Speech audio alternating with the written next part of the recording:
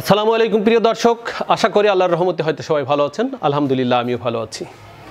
আজ আমি আপনাদের প্রয়োজনে যে মেশিনটি নিয়ে উপস্থিত হয়েছি, সাইলেজ যে মেশিন, এই মেশিন আমাদের দেশের বর্তমান সময়ে যারা বড় খামারি তারা এই ধরনের মেশিন ক্রয় করে থাকে।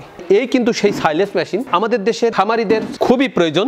একই মেশিনই দুই ধরনের কাজ। আমাদের বাংলাদেশে এখন গবাদি পশু পালনে আমরা যতটা আগ্রহী, সেই আগ্রহী খামারিদের সাইলেজ মেশিনটি কেন প্রয়োজন? কারণ ঘাস যদি বড় হয়ে যায়, মোটা হয়ে যায়, সেটা আমরা সংরক্ষণ করে দীর্ঘায়িত সময় আমাদের গরুকে খাওয়াতে পারি।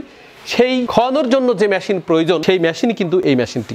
আমি বিভিন্নভাবে দেখাবার চেষ্টা করব আমাদের এই সাইলেজ মেশিনের মাধ্যমে একজন কৃষক কিভাবে তার স্বল্প পুঁজিতে বেশি গরু লালন পালন করতে পারে এবং গরুকে মোটাতাজাকরণ করবার জন্য যে প্রক্রিয়াগুলো ব্যবহার করতে হয় সেইগুলো কিন্তু খুব সহজেই সাইলেজ মেশিনের মাধ্যমে আপনি ঘাস কেটে সংরক্ষণ করতে পারবেন।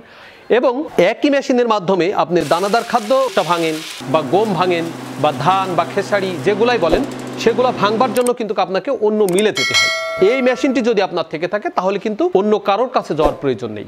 এই মেশিনের মাধ্যমে আপনি ভুট্টা গম যেমন খুশি তেমনভাবে ভেঙে নিতে পারবেন। আমাদের এই মেশিনের ব্যবহারিক আপনাদের দেখাবার চেষ্টা করি। এই মেশিন যখন আপনার খামারে থাকবে তখন কিন্তু আপনাকে অন্যের দ্বারস্থ হওয়ার কোনো প্রয়োজন নেই। ধন্যবাদ।